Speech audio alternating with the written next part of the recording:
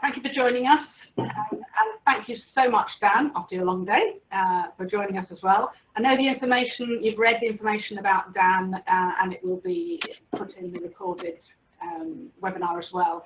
But basically, Dan Neuffer is from Australia, lives in Australia, and he's somebody who recovered from chronic fatigue syndrome himself, wrote the book CFS Unraveled, and now actually has a website where they're called, was it ANS Rewire, isn't it, Dan?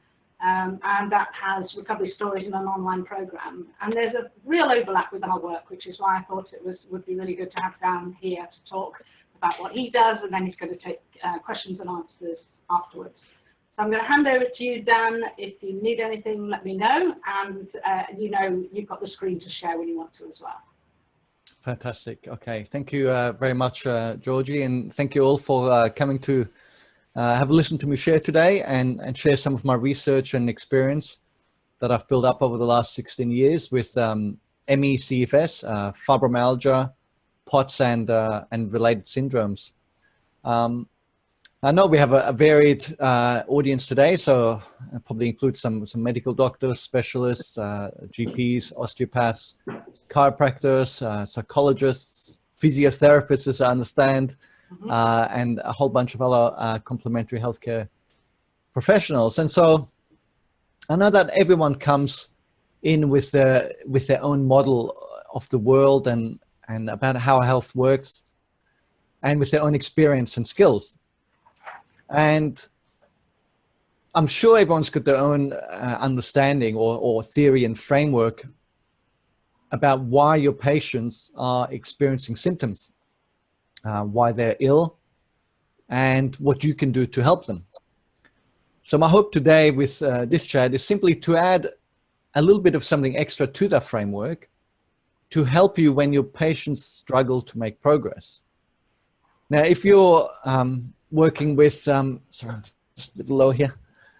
If you're working with people experiencing the condition that I mentioned before, ME/CFS, fibromyalgia, POTS, others like multiple chemical sensitivities or electromagnetic hypersensitivity. So, you know, it's a whole mouthful, isn't it? So I just refer to it as this syndrome.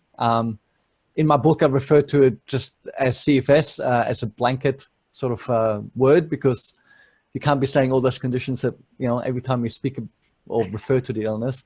But look, chances are that if you've worked with anyone who's got these kind of conditions, that despite your knowledge and skills, that you've probably come across patients who aren't doing as well as what you would expect or hope. In fact, you've probably or possibly come across quite a number of those people who have that syndrome experiencing that sort of thing. So the question is, what does that mean? Yeah? Why is that? And how can you turn it around? Does it mean that there's something wrong with the patient and what the patient is doing? Or is there something wrong with your approach? And it's only natural to think like that, given the evidence of what you may be experiencing. So you might be surprised to hear me say that in many cases here, I actually don't think it's either one of those things. So rather than something being wrong with the clinical formulation or the diagnosis and treatment of the physical disorder, I would suggest that it's actually more a case of something being missing. So how do we help people when this progress is frustrated? It's my view that what we need to do is we need to stretch our way of thinking in order to make a breakthrough here. To be more multidimensional in our problem solving. So it's not simply about saying what works and what doesn't work, or going from one thing to another. Instead, we need multiple layers of differentiation in our approach so that we can help the patient make their own recovery breakthrough.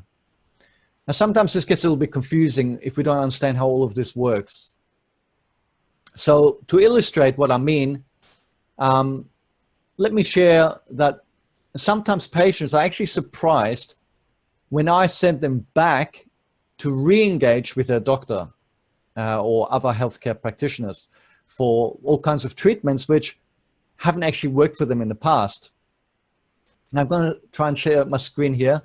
So this is famous quote, which you may have heard of. Just give me a quick second here. Perhaps you've seen, can you see that screen now? Yeah. Okay, so here's the quote. The definition of insanity is doing the same thing over and over again, but expecting different results. Now, perhaps you've heard of this quote. It's often attributed to being from Albert Einstein, although I'm not sure how accurate that attribution really is. But it wouldn't be for me to take anything away from a physicist there, so we'll just assume that was his anyway. So now how can this be? How can it be that things that haven't worked in the past for a patient would suddenly start to work? And what can we do in order to help facilitate that change in our patient's experience? Why do, let me see if I can just, excuse me a sec here, try and turn that sharing off again.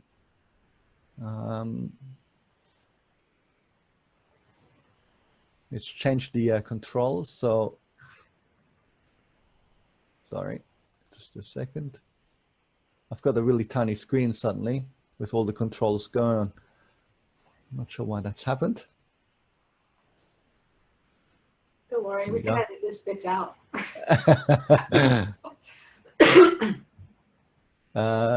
New share, stop share, there it is. What? Okay, I'm back. Can you see me again? Okay. So, where was I up to? Yeah, so why do some patients not respond when our logic and experience tell us that they should? The answer to questions like this is going to lead you forward to be able to help your patients in those difficult situations. So that's really what this presentation today is all about. How can I help my patients when my approach and treatment isn't working? So as always, there is a little bit of a medical disclaimer here. None of what we are talking about here is obviously to be taken as medical advice or to replace a physician here. I'm sure you're all familiar with that sort of thing. So we'll just keep going now. So let's, here's what we're going to cover today. I'm going to cover a number of things. I'm going to just give you guys a little bit of my own personal experience with ME/CFS, fibromyalgia, and POTS. Share a little bit about my story. I'm going to talk to you about the approach to my research. And I'm going to explain the actual research that led to my explanation for the pathogenesis of this illness. And the learnings that we gain from that, from this model, will help patients whose recovery is stalling. So I think this understanding is very, very important, because we need to apply it and tailor it to the actual individual, as opposed to just having a regimented formulation of what we're going to do. So let's start with my own journey. Actually, when my research first started, it seemed like quite an unlikely journey for me, from my point of view, because my background isn't actually in medicine. I've got a degree in physics, so very different than a medical degree. But it's interesting because when I first had a discussion about my findings with a specialist doctor many, many years ago, he said that this kind of background and different approach was actually quite an advantage to this kind of mysterious unsolved illness. At the time, I didn't really understand what he meant, but as I connected with more and more practitioners and researchers over the years, it's become a little bit clearer to me. So I want you just to keep that in the back of your mind, because it's going to help you understand the big picture answer here at the end of this presentation, because it's all about thinking a little bit differently. Yeah, because if our current way of thinking isn't working to solve a problem, then something has to change. So let me get into my personal experience. Now I'm going to try and keep this really short. I mean, the question is, how do you compress 7 years of personal experience with ME, CFS, fibromyalgia, and POTS? And I thought of doing it just in a few words. If I had to do it in a few words, I'd say it started with confusion, then suffering, frustration, utter failure, and then it probably led to resignation, and then desperation, and then that came my breakthrough. So I was about 30 years old. I'd just become a dad about 18 months earlier. And not long ago, I transitioned from working as a physicist, working on laser systems and specialist fiber optic lighting applications, to working in the financial services industry as a number cruncher. Life was pretty good. Like most days, I'd go off down to the beach at lunchtime with my colleagues for a walk. And I wonder if you can imagine yourself in this position, because what happened in this walk, it came completely out of the walk. I suddenly found myself not being able to keep up with everyone. Now, when I talk about our lunchtime walks, I'm really talking about a stroll. Yeah, so we're not power walking or anything like that. So ask yourself, what would you do if you were in that position? What would you say? And I didn't really know what to say at the time. I got some weird looks from my colleagues, and I felt a bit confused. I didn't really think about it, to be honest. And a day or two later, I'm taking a walk with my wife and our baby boy, and about 15 minutes into it, we crossed these traffic lights. And I remember I turned to her and I said, I can't walk. I don't know why I'm laughing there. It seemed so ridiculous at the time. I said, I can't walk anymore. And I'm not sure if you can imagine just how confusing that is for anyone, when you're a well person. Because we all understand what it means to be tired or exhausted, but to be off on a walk and suddenly say I can't take another step is just very strange. Now, to cut the long story short, I ended up getting more and more symptoms from here. I did get home, obviously, somehow, and the symptoms were things like flu-like symptoms, pain, swollen glands, headaches, and I kept seeing more and more doctors and having more and more tests performed on me, and the result was always, we don't know. So my symptoms weren't just fatigue and flu symptoms, but I had like low immunity, and there was like an ever increasing list of symptoms. And it became kind of embarrassing to even tell a doctor about it. Now, I'm not going to go through my whole experience because that would be too lengthy, but I'll just say that the list of symptoms, they grew year on year. And I had constant time off from work in the beginning, but it didn't give me any lasting relief. And despite having an understanding employer, I ended up resigning to find a less demanding job, and that was a part-time job. And that lasted some time, but then I couldn't manage that either, and I ended up becoming self-employed to allow for the extended times of not working. So sadly, it took me a few years before I got diagnosed with chronic fatigue syndrome, ME. But unfortunately, I completely ignored that because it didn't sound like it was a real illness to me. And nobody seemed to know what caused the illness or what to do about it. So I didn't really think maybe it was a real illness. Well, I didn't think it was what I had. Some of the doctors early on had suggested it might maybe some mystery virus, but they could never find anything. As the years went on, by the time fibromyalgia and POTS had sent in, I literally had reached appointment and medical test burnout. I didn't want to know anymore because I wasn't getting anywhere. So that's not a good place to be. But just to illustrate the danger of that sort of thing, if you've got patients who are becoming reluctant to see doctors, I remember at one stage I ended up in hospital. I had been suffering with severe food poisoning for over 2 weeks. But I wasn't vomiting. I always think of food poisoning as vomiting. And because I wasn't vomiting, I thought it was just a normal flare-up, but actually I was seriously poisoned, kind of dying at the time. But I thought it's just my normal, way of living. I thought it's pretty sad, really. And about 5 years into this illness, it had really become a struggle for me to get through most of the activities of daily living. So even when I wasn't having a flare-up, I still had good days and bad days. Only my good days, they were just becoming, worse and worse. So besides fatigue and the low immunity and all the other symptoms, the fibromyalgia pain had become a daily experience, and the POTS symptoms were fluctuating somewhat over the months. So I had a lot of orthostatic intolerance even when I didn't have tachycardia. The only, I guess the thing with pain for me, and I know you guys work with a lot of patients that have pain. I mean, I always had pain from the very beginning, except in the beginning it was with flare-ups, more like when you have a flu.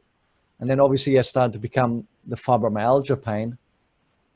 And in the beginning I brushed it off, but over time I really noticed that it had really worn me down, and it become very, very difficult to deal with. The same with the other symptoms, like the brain fog. It become really quite severe. And if you haven't experienced something like that, it may be hard for you to really appreciate what it's like. And I ask maybe that you just imagine yourself going through these kind of things a little bit to help you connect with the patients a little bit better. I mean, I can, there's a lot of experiences I have, but in particular, I remember 2 occasions that were particularly upsetting for me. And one was I was in a meeting with someone, and, you always have a bit of chit chat, and they asked me about my children, what school they go to and that kind of thing. And they asked me what their names were, and I couldn't answer. I'm just wondering if you can imagine yourself being in that position, because it's really tough trying to find an excuse why you just can't remember in the moment, So that was one of those sort of moments. Another one I remember was going to a shopping center and having like a shopping list and a trolley, and I'm standing there at the beginning and looking at the shelves, looking at the list, looking at the shelves, looking at the list, and after about 4 or 5 minutes, I just left, because I realized that there was no way that I was going to be able to work out how to do that. So this illness is pretty tough. Yeah, and along the way, you have to admit some things to yourself of what you're going through, that it's not always an easy transition for your patient. Everyone kind of likes to be sort of in a bit of we want to think of ourselves as normal even when we're ill. We're trying to get on with our lives, but there come these moments where you don't remember the name of your children, that you can no longer deny that you're really ill. And those can be very tough. They can be very emotional for your patients. So eventually I had to move house, and the effort of that was too much. I ended up in a very severe crash, and that actually left me bedbound. Now, I'd been in bed for weeks, many times with flare-ups, but this was actually truly bedbound for a period of months. And reflecting on that, I was so ill and depleted, I could barely even talk. Now, I don't remember all that much about this time, but the 2 things that stuck with me was one, feeling in bed, being utterly unable to move. So I couldn't even roll over. And I remember feeling like every breath was a task, like my heart was laboring with every beat.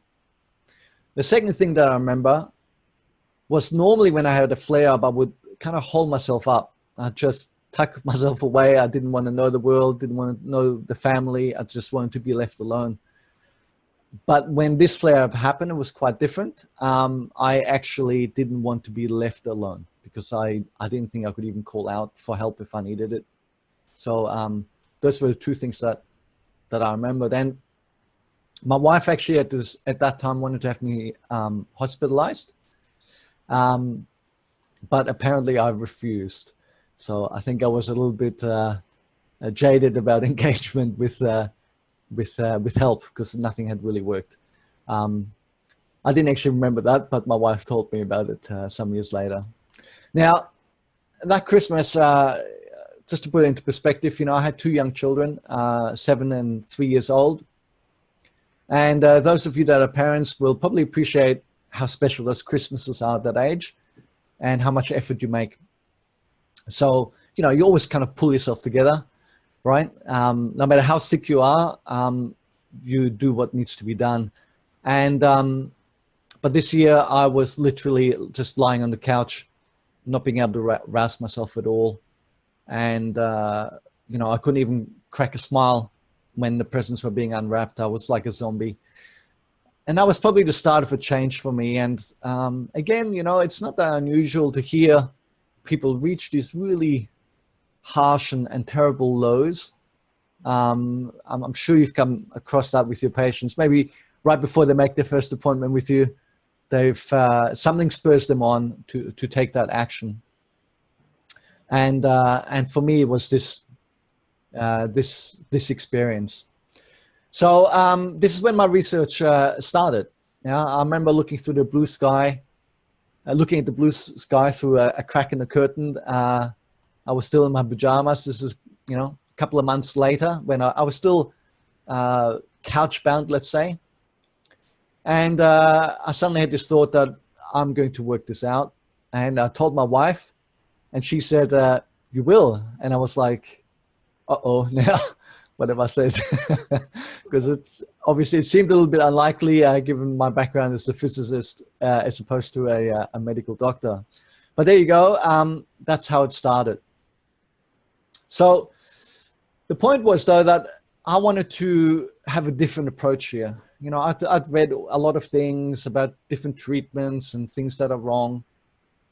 And the years of frustration of treating all these crazy symptoms and dysfunctions, you know, like, because you've got just about everything wrong with you, you know, hormonal dysfunctions, gut dysfunctions, metabolic dysfunctions, cardiac dysfunctions, neurological dysfunctions.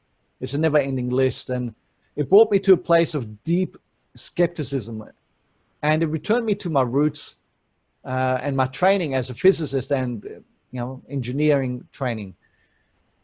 You see, when I was at uni, I had a bit of a problem. I couldn't really learn something if I didn't understand it.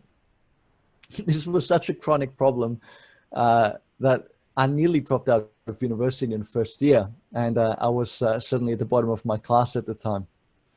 Because I always used to ask this little question. I used to annoy a lot of the people around me, like my study buddies or even some of my lecturers. And that question was why? I just want to pause there a moment. Why? I think it's really essential because it's so easy to, in our world, to automatically jump into action with solutions or ways of doing things.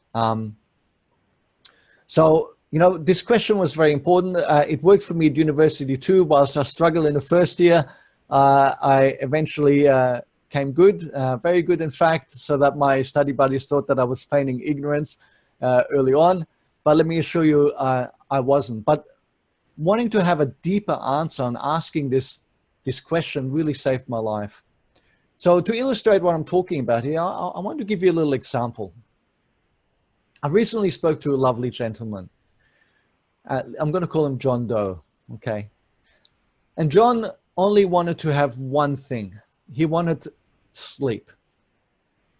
So he'd been experiencing fibromyalgia for many years. And like most people, he had difficulty sleeping. And like many people with fibromyalgia, not all of course, but many, he also had a history of PTSD, post-traumatic stress disorder, and it hadn't been resolved. And at night he would lie there and he would be tormented by this very traumatic experience he had, and he couldn't sleep. Now, we all understand the importance of sleep, not just for your physical well-being, but also for your mental well-being. And we know that being able to improve sleep will make a great impact on John's ability to recover, on his well-being. Yeah, I think we all agree. So ask yourself, you know, what would you do? Well, you might be surprised at what I'd said, because I said to him, why would you want to sleep? Now, I didn't mean, you know, give me the reasons why you want to sleep. I meant, is that a good idea? That's a strange question, right? Is that a good idea to sleep? You see, because if he started sleeping better, then what would he do at night? He wouldn't do anything. He'd be sleeping, right?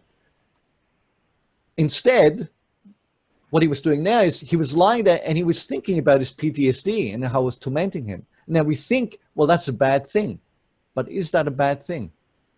Because if he was sleeping, what would he be doing to resolve his PTSD? He'd been suffering with PTSD for 8 years. He tried to get some help. He had some, he accessed the right type of treatments, I would say, but they hadn't worked for him. But we look at this and we could see that even something positive like sleep would actually take him one step further away from resolving his PTSD. So I appreciate you could argue this differently, but I just wanted to make the point that we need to sometimes think a little deeper and consider this question of why. You see, because I see this with all kinds of dysfunctions and symptoms in this syndrome. Like another common one is adrenal insufficiency. Yeah, it's a terrible problem. It really affects people's health profoundly. And so many people just seek to correct that. Yeah, they see it, they know that it causes symptoms, so they want to fix it. But they're not asking why. Why is it there? Should it be corrected? You know? Is the patient better off or worse off if it is fixed? Now, we always think, well, me having these hormonal insufficiencies is going to cause symptoms, so if I don't have them, I'm going to be better off. But it's not thinking about the problem deeply enough. It's not appreciating the dynamics of the illness. Because I would almost go to say that such a dysfunction is actually more of a protective mechanism. Yeah.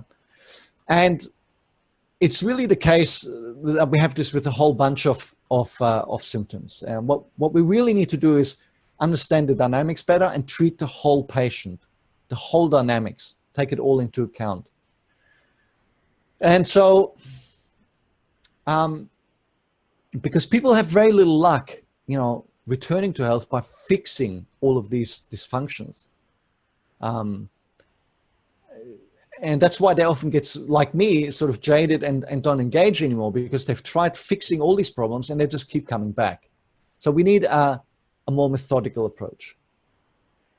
So let's talk a little bit more about what led to the book, Cephas Unraveled, because that's where all this started for me after I recovered. So when I started my research, I've been searching for answers, of course, all along whilst I was sick. And, you come across a lot of theories. So, you get to a point where it's like, oh, not another theory here about what's going on. Yeah. But I really wanted to focus on the root cause of the illness. That was my primary focus. Why is this happening? I don't want to fix it. Yeah. It doesn't make sense. It's strange that we do this in Western medicine, but I can tell you this is not the approach that we have in other sciences, or in engineering. If a client is low in some hormone, they're given hormones. If they have a symptom, they're given a treatment to get rid of that symptom. But the painkiller for headache, it does nothing about resolving the cause of the headache at all. It just masks the symptom, right? The most beneficial thing about it is probably the water that you're using to swallow the pill with, right? So let me maybe give you an example here of this in a different context, an everyday context. If you were to come home and there's a puddle of water on the floor, what is the solution? Now, many people will automatically say, oh, well, we have to mop it up, or do we use a towel? Maybe a fan, or maybe a heater, if it's like on the carpet, if the carpet got wet. Well, my answer would be no. I would do nothing like that. Nothing like that. Because it makes absolutely no sense. Because chances are that after I've removed all the water, when I come home tomorrow, the puddle is going to be back, right? Because how did the water get there in the first place? I mean, it wasn't like teleported there by aliens. It had to get there somehow, So the focus has to be, why is it wet? Is there a broken pipe? Is the dishwasher leaking? Was the window left open? Was the waterbed leaking? Is the hole in the roof? What is it? And then we fix that. We fix where the water is coming from, and only then does it make sense to fix the water on the floor. But the focus on symptoms is always too strong when people are chronically ill, in my view. There's not enough focus on the cause. So I wouldn't have, in this situation, I wouldn't have soggy carpet house syndrome or slippery house dysfunction, right? Or short-circuiting house wiring conundrums, right? I would have a leaky roof, right? We focus on the cause. And that's what I want to do with the illness. I want to focus on the cause instead of describing an illness or focusing on the symptoms. Now, one common dysfunction that people often have is that they're low in magnesium. So, of course, I asked, why is that? This probably wasn't a good starting point. But because, magnesium is used in very widely in the body. But I said, how can it be so bad? What's going on? Is it that it's not enough in the food? Is it that it's not absorbed? Is it how it's used? Where is it used? How is it lost? Is it lost excessively? What controls that? What can be happening? And like I said, it's a bit of a tough one. Magnesium, there's over 300 enzymes in human beings where it's actually used as part of a biochemical reaction. So I didn't really do too well trying to figure that one out. But I found that when I dug deeply enough, I noticed that when we have excessive stress in the body and when there is a dysregulation of the mineralocorticoids by the autonomic nervous system, that can affect magnesium. So that was interesting for me, but it didn't tell me anything conclusive. So I looked at another fact, and that was that we have alcohol intolerance. I always, you have these things as a sick person, you go, why is it happening? Well, at least I did, maybe not everyone.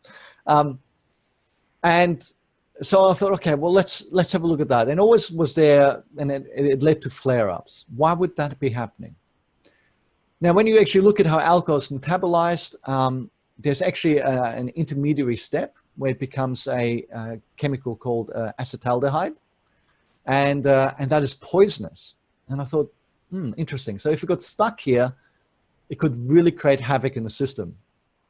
And one key reason might be that the enzyme needed to metabolize that would be deficient. Now that's an enzyme called acetaldehyde dehydrogenase. But then my question was, wouldn't we all know that by now? I mean, surely someone would have worked this out. If there was like a genetic polymorphism that affected the production of that enzyme, someone would have discovered that, right? So that can't be right. So I kind of failed again in my research. But I did notice, which was interesting, that magnesium, of course, was needed in alcohol consumption or metabolism. And that it can actually decrease very drastically, 2 or 3-fold in the excretion when we drink alcohol. So again, that was all very interesting, but it wasn't really getting me anywhere. And so I had a lot of these failures and dead ends. And I have to admit, I was kind of questioning what I'm doing here. Maybe I should get back to physics or the financial industry, but I was feeling pretty desperate, and it brings a certain amount of determination.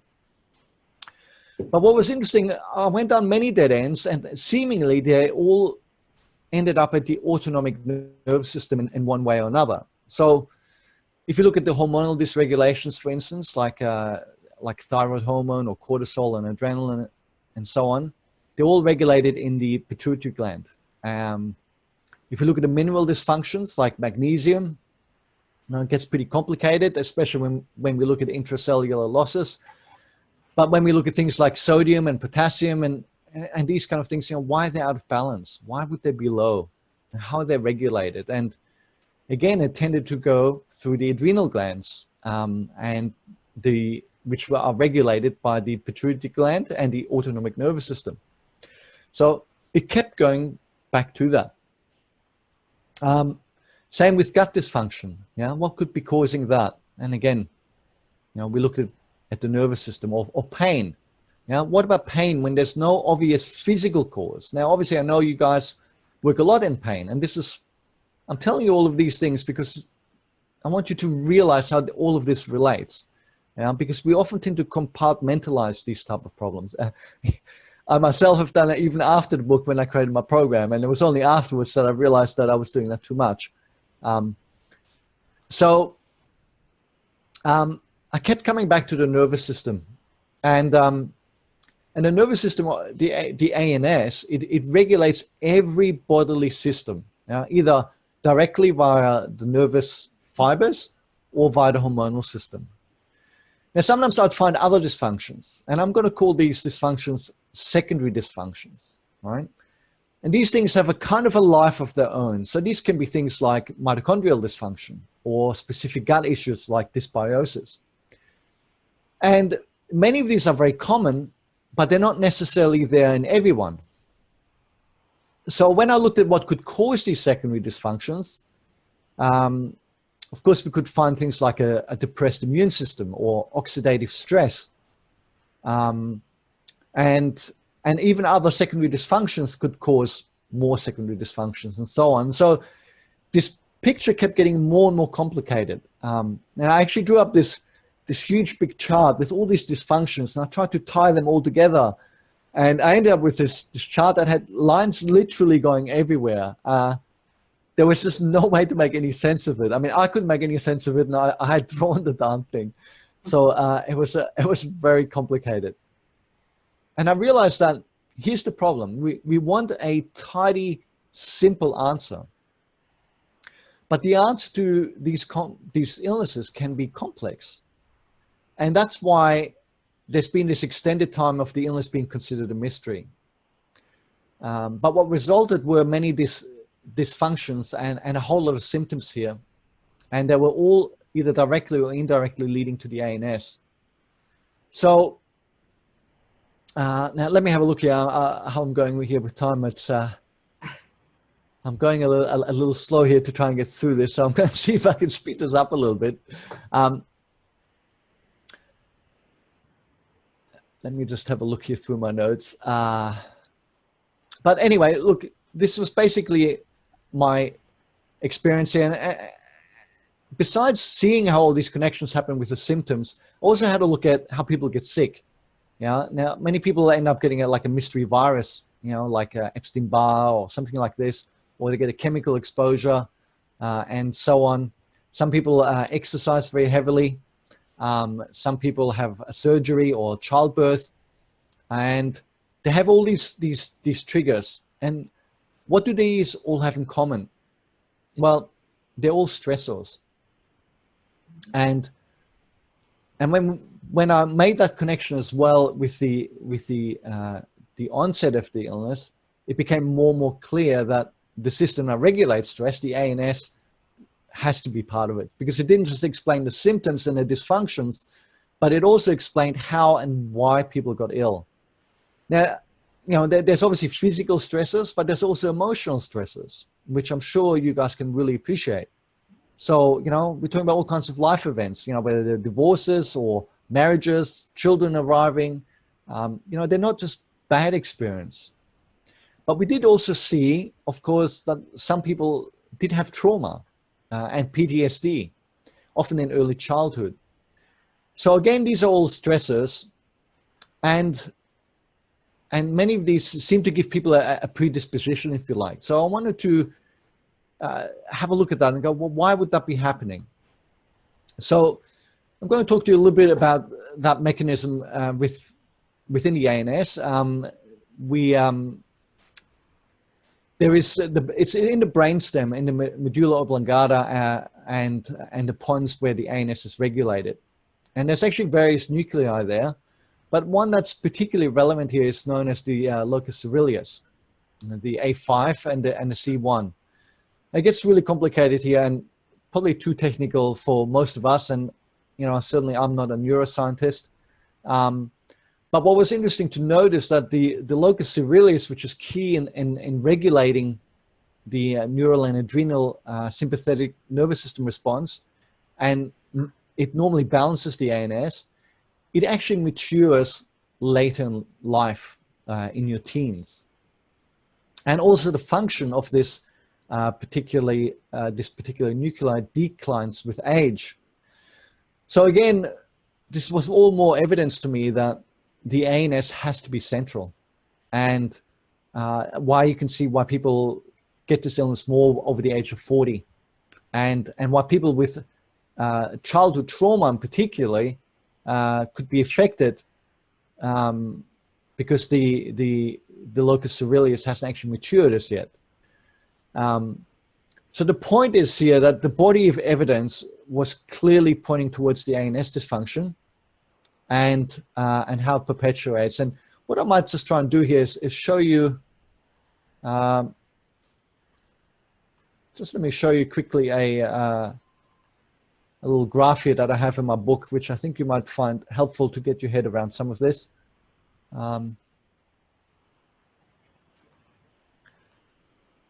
Okay, here it is. Can everyone see that graph? Yes, we can. Okay, fantastic. Okay, so we're talking about the ANS dysfunction here, and you can see that the ANS dysfunction causes CFS. I say CFS just to make it shorter. I'm obviously talking about all these illnesses, and this can produce the symptoms, and this can lead to physical stress, via the physical symptoms, and it can also lead to emotional stress. And all of this leads into the cycle, triggering the ANS, causing more symptoms, So we're talking about this loop. And so the idea is that if we want to resolve this, what we need to do is we need to interrupt this loop. And I know that there would be much wonderful work that you're doing here to work on some of these conscious and subconscious emotional stressors and loops, because there can be other things too. They don't just have to be from the illness. Suddenly things that perhaps whenever an issue in life, emotional issues or the way we engage in life, they suddenly come to the forefront. But perhaps I need to put it into a little bit more context here. I'm going to try and skip ahead because of time. And let me just have a look here. And we're going to, I want to put it into a bit more context in terms of the work with Dr. Sano and Serpa, obviously that you guys are doing.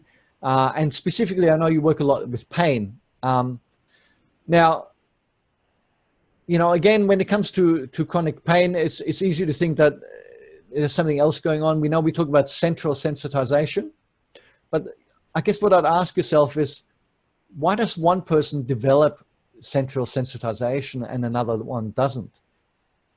Now, you probably have your own views about that, and you probably use some of the insights to help you reverse the process.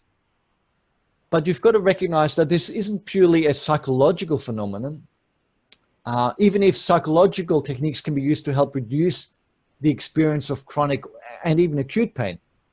So we know that pain is fairly well researched, the psychological elements, and they're even used in hospital settings in very severe cases with burn victims and things like that. We know it works, but why does it happen? And what does the ANS have to do with central sensitization? So when we look at this, when you look at the physiology of stress, one of the key neuropeptides that's involved is a substance called substance P.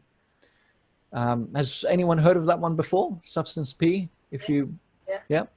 So if you have patients who have fibromyalgia, you probably would have heard that often fibromyalgia patients, the research shows they have elevated levels of substance P. So this acts as a neurotransmitter and a neuromodulator. And specifically, it's involved in the transmission of pain signals back to the brain. So it's no surprise that we see these elevated levels in fibromyalgia, and that homeostasis is lost, and these stress responses are excessive. And this really gives rise to excessive nociception, even with normal stimuli. It needs for a new way, it leads to a new way for the nervous system to function, not just with, increased pain due to synaptic efficiency, but also there's a reduction in the counteracting inhibitory pathways.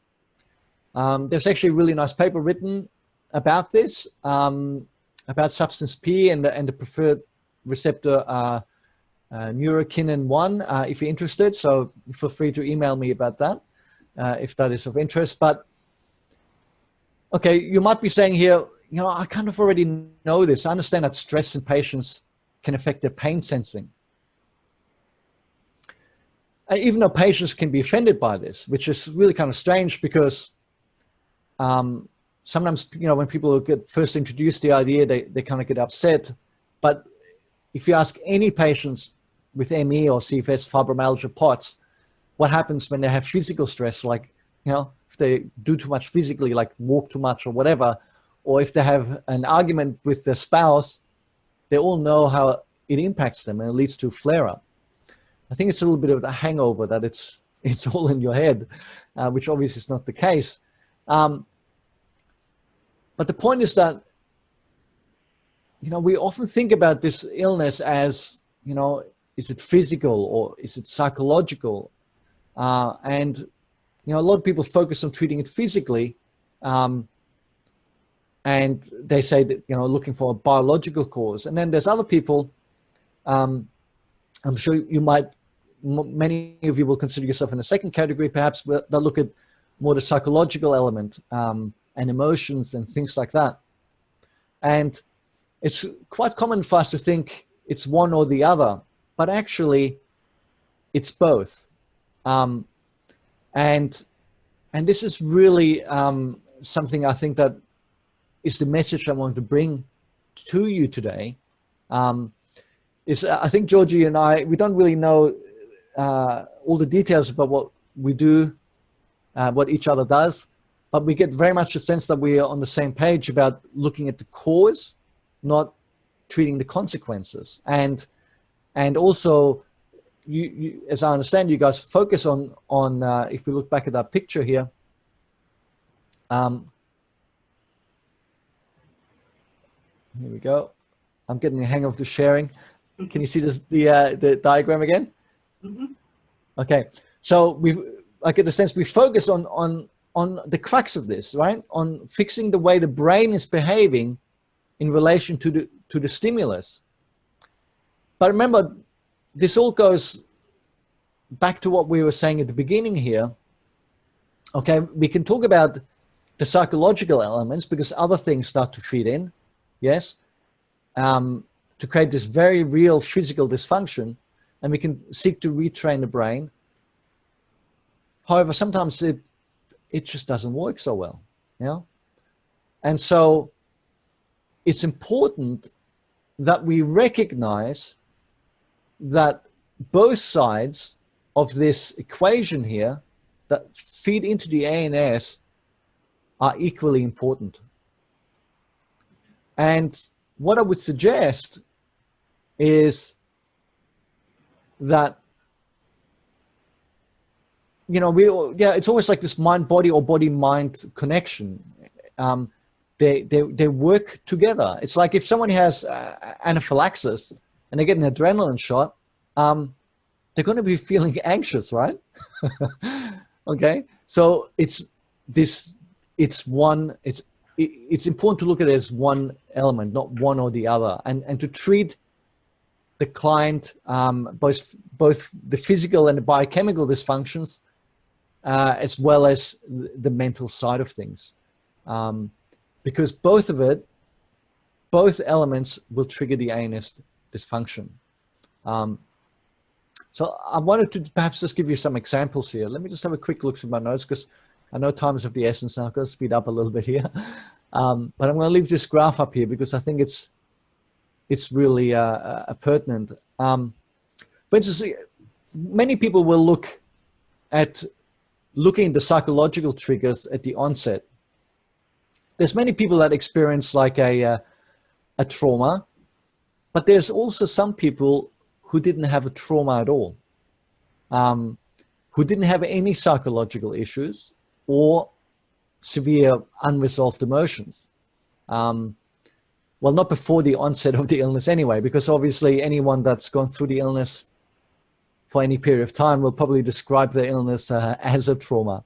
But regardless whether they did or didn't, once you help a patient resolve the emotional triggers that may have been there in the past or that they're experiencing now due to the illness, and you help them affect positive neuroplasticity by working on their pain perception, what you're actually doing there is reducing this triggering of the ANS dysfunction. But what do you do then if it's plateauing? Yeah, if the recovery stalls? So my hope is that this talk here and all this depth and detail of talking about my explanation for the pathogenesis of the illness here is answering this big question that we had at the beginning, what this whole talk is all about. What can you do to help your patient when what you think should work isn't working? Yeah, when you're doing all this great brain training, but the client is still sick. Yeah, I mean, it could be that the patient perhaps doesn't engage fully. It could be that the patient doesn't believe or identify with the explanation you've offered to them. That's certainly a possibility. And what I would say in those cases is I would always encourage people to look at other avenues as well.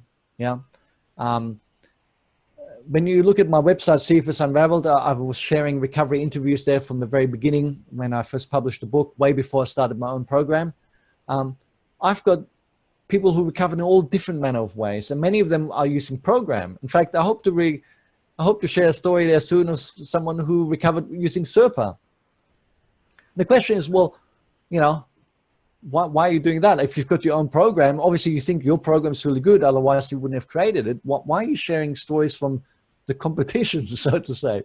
The reason is that when a patient looks at something, the way they hear the explanation and the story, it will resonate with them. The way you approach the solution will resonate with them. And if it doesn't resonate, the chances of them effectively engaging in the ways that you're trying to help them will be diminished. So I know for a fact that there's many patients that have tried mind-body programs from all over the world, and it didn't work for them. And they've come into the ANS Rewire program, and suddenly it's like, oh, it all makes sense, and they have these amazing breakthroughs, and they make these recoveries. And you go, wow, that's amazing, you know, and feel like giving yourself a pat on the back, you know, you feel all excited. But I can promise you that the reverse will also be the case. So there'll be people who'll be in my program, in the ANS Rewire program, and they'll look at all these different avenues and the way I explain it, and it just doesn't gel for them. It's just, you know, that's why I kind of don't get people to go straight in my program. I have them watch like, you know, 3 hours of videos first to either convince them or dissuade them, right? And so that can be one of the first calls. Is the patient connecting with the way you're telling the message? Yeah. It doesn't matter whether your message is right or not, or whether what you're doing is right. It could be that another practitioner, even within SERPA, will be like the magician for this patient that helps to make this amazing breakthrough. Yeah. Because the way they tell that story or do that coaching is slightly different. So that would be one of the first things that I would say. It's about that deep rapport that we have with our patient. But the second thing here is, if the nervous system is continuously having this excessive stress, then it may not be possible for them to affect positive neuroplasticity. Yeah, the brain needs to be. I often explain this like a soccer goalkeeper. You know, if I'm trying to learn, if I'm not a goalkeeper, if I'm a defender and I'm supposed to learn how to just hit the ball away, and I'm not allowed to lift my arm up because that's called handball, right? It leads to a penalty. If I've got them shooting 20 balls at me, chances are I'm going to go like that, right? So what I'm supposed to do is have one ball coming towards me, and then I can keep my arms down. I can concentrate and try and protect my face and try and block the ball. If I've got 100 balls coming at me, I'm going to be overwhelmed. And the nervous system is the same way. When people have this syndrome, it's getting 100 of these balls all at once. And those balls are not just psychological or pain experiences, but they can be physiological.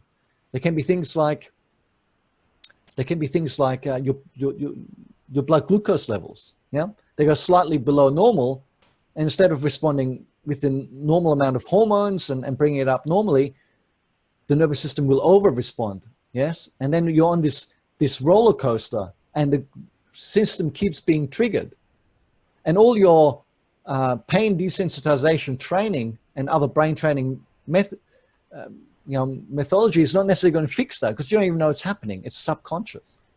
Yeah, as similar as if you have gut dysbiosis. So the idea is that when you have a patient that doesn't respond, my advice would be to get them to re-engage with help to resolve that, whether that be with a chiropractor, an osteopath, a medical doctor, a functional medicine doctor, a naturopath. Now, obviously, some of you will be able to help your patient in all these different fields, but whatever it is, it's about getting them engaged again. Yeah, if they've got hypothyroidism and they get some help to correct that, whether it's autoimmune or not, it could make all the difference for their nervous system to tip back into homeostasis. If their metabolic function is super low, that orthomolecular support from a functional medicine doctor or a naturopath, again, could be enough just to take that stress off. It's not going to fix it, right? And your patient may even be reluctant because they've probably tried all this and they already say, well, I know that doesn't work. Yeah, we're not seeking to actually fix it, right? We're seeking simply to take the pressure off. And it's just enough pressure so that what you do with the brain training is going to allow them to do that. Now, in order for clients sometimes to make that transition, they need a lot of education. And that's why the ANS Rewire program is staggered and quite lengthy and talks about some of these almost superfluous details, because when they understand, they go, oh yeah, now I understand why I need to do it. But it needs to be done in the right way. We don't want it to be overzealous. And obviously, we don't want it to create anxiety or frustration. So if you're referring to a physiotherapist or an osteopath or doctor or wherever, and their mineral balance is out of whack, and they're getting support, to restore normal blood volumes and so they can stand up without passing out, it's going to make it easier for them to engage with you in the brain training. But we want to make sure that whoever they go and see isn't going to send them down some sort of a rabbit hole or create a lot of anxiety. So my feeling is that for medicine to have a greater breakthrough with these patients, it's about working more closely together between professionals and having an understanding of what each other's work is doing and how it supports. It needs to be a little bit more cohesive. The worst thing that can happen is that we refer a patient, and obviously if you are a doctor yourself, then it's a little bit more straightforward, or if you're a naturopath and you're helping with those sort of things, again, it's straightforward. But if you're referring to an external person and they use language that is very worrisome or creates emotion or panic, then it can be counterproductive. So thank you, Dan. I'm going to have to stop you there because time is going on. I'm just wondering whether you have time, or whether if everybody else has time to be able to ask some questions, if they're able to stay on. Would you be happy to answer a few? Absolutely. Look, I'm really at the end of my presentation here, so the timing is good. I don't mind the little nudge. Okay. So yeah, look, I hope that was helpful. Can you see me again, or am I still showing you that picture? Do you all want to unmute yourselves now? And let's, yeah, Tina, you can start your video again. And if you all want to unmute yourselves, then we'll be able to hear All right, Damaris, oh, you're going in. Okay, I've just unmuted you. Sorry, I've got a patient arriving. No problem. All right, thanks, Damaris. Thank you so much, Dan. Thanks, No Georgie. worries. Bye. Cheers. Bye. Bye. Right. So, anybody got any questions? Thanks. Are you all in a coma because I've been talking so long? No, thank you for your talk, Dan. That was really good. Really resonated with me because in terms of treating the cause and actually just kind of suppressing it or treating the symptoms with drugs or whatever. I'm a doctor, so that's what I do a lot of the time. Well, I try not to actually, but invariably we do. But I was just thinking, I mean, yesterday I had a horrendous migraine, and actually it was all due to kind of conflicts. It was due to strong emotions and various things that had happened yesterday. And once I'd kind of worked out what they were, the migraine went away. I mean, you know, I did have to I did have to sort of go to bed for a bit, and but I recognised that actually there was stress driving it, and it means that today I'll do less so that I can recover, and that is, you know, that's you know, so really thank you for talking about that, you know, because I think that is often at the root of so many things. Oh, absolutely. And yeah. I really didn't want to, I hope my message didn't come across that I was trying to discount the psychological I agree with you. body approach, because that's what I'm about. Yeah, Georgie and I talk to each other and resonate because we both do the same sort of thing. But my point was that, you know, sometimes, you know, on the medical side can discount the mind-body approach, but I think it can also happen the other way, that the mind-body people can sometimes discount the physical approach. And the thing to recognize as a doctor, you even if you're giving a patient drugs that merely mask the symptoms, yes, and don't actually fix or resolve them, there is actually still value in that. Because if we're looking at the pressure on the nervous system, if the symptoms are reduced, then that reduces the pressure on the nervous system, and it reduces the psychological pressure. Yeah. And that was really my strong message here, is that many patients will just become completely just over all of that, because it's a merry-go-round. It doesn't lead anywhere. But once they get into a practitioner like yourselves and they get that guidance and a focus on that brain training, then suddenly that stuff that perhaps didn't have so much value for them could make all the difference. I don't think, from what you've said, Dan, today, that we're that far apart. Would you guys? In that, certainly I don't consider what we do as psychological. I am not a psychologist. I do not want to be a psychologist. Yes, there's a bit of brain training, very much mind-body, and that includes the body. Looking, you know, I don't go into the dietary side, but certainly would advise if necessary, or even encourage somebody to go and look for help on that side if necessary.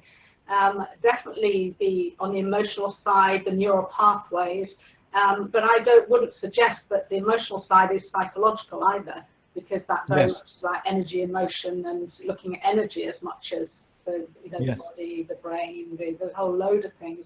And I think we would all completely agree with you that it's about asking why, not what. And this is if somebody comes to me saying, well, I have I don't know, I developed hay fever last year, or I have low magnesium, or whatever it is. But yeah, okay, but why? Okay, or why I become gluten intolerant? Why? You never were before. So I think that thing you said earlier on is just why is crucial to the work that we all do, in being able to understand, so that then we can help, not just in one way, but looking at the different layers. So I think we're in full agreement with that. I had that strong sense from everything I've seen that we're in essence on the same page. It's just obviously people come all from different backgrounds, and you know, there's different ways we use language sometimes, but you know, sometimes people do have psychological issues. They can have psychological illness, and again, it feeds into these dynamics. So it's about treating the whole patient there, and and sometimes we can get also too caught up in the details. Like, you know, one of the things that for me, often the patients often want to talk about all this stuff. You know, I've got this, and what's going on here, and why is this? And in a way, I feel almost sometimes I say, well, it doesn't matter. You know, like you've got all of this stuff wrong with you because you're sick, and you're sick because you have ANS dysfunction. And what we need to do is focus on resolving that, as opposed to fixing, you know, all these little issues. Yes. or all these big issues, I should say. They're not little issues, they're often big issues. Absolutely. Yeah. Well, are there any burning questions? I'm only thinking because if we put on a video that's too long, people are not going to want to listen to it, or because everybody's got busy lives. But if there's something specific you want to ask, then ask away. Does anyone have sort of like resonate with that, where they've seen patients that sort of struggled, and then perhaps that they sought additional help and they managed to sort of turn that corner? Yeah, I mean, that really resonates with me because I'm a nickel therapist, and so what I found is that by being a detective and working out doing what you normally do, and then that may or may not work, and you may or may not have good results. But then if you don't, then not being afraid to look at all sorts of other modalities. And that's what I love about your website, the fact that you embrace all of the solutions that are out there, and that you recognize that different solutions support different people's recoveries. So I love that. And I've recently worked with somebody who, and they worked with me, and we sorted them out a little bit, you know, probably got a 50% recovery. And then they did the emotion code, which I recommended to them, and only had one session, and it lifted the depression, which then brought back the energy. So I love the fact that we can all be very open to, there isn't one size that fits all. And that, I think that's the beauty of SERPA as well, that SERPA brings together all these different skill sets with all these different people that are providing the service, and together we can find good results for people. But yeah, absolutely. I love your work, Dan. I absolutely, and I love your site. And yeah, really thank you very meet you today. Thank you very much. Thank you. Thank you for saying that. I appreciate that. Yeah, look, there's so much power in synergy, and you know, I mean, for years, you know, through social media and people I was contacted before I had the program. You know, one of the things I would often do is I would, you know, encourage people with fibromyalgia to go to pain psychologists, because there are multiple psychological elements that will allow you to reduce the pain that you're experiencing. But whenever they've gone to see them, or often they, you know, I'm not sure that the pain psychologists recognize the value of their own work, you know? I'm like, go there to resolve this and to get fully well. And it was more like they were only pitching it like, oh, well, this can help you cope with it, you know? And so, it's about connecting with the right people. And one of the, like I said, the thing that concerns me the most is avoiding anxiety-provoking experiences for the patient. So having a doctor that keeps things calm, on the level, low key, will do what we do, support you, and, you know, keeps a positive message. You know, I can't overstate how helpful that is. Yeah. Well, thank you so much, Dan. I really appreciate it. And I know other people are going to be watching this afterwards and really appreciate it as well. And we'll make sure that we do share your website and people can watch the recovery stories and let them know about your book as well. So, fantastic. Beautiful. Thank Thank you very much. Thank you. Thank you.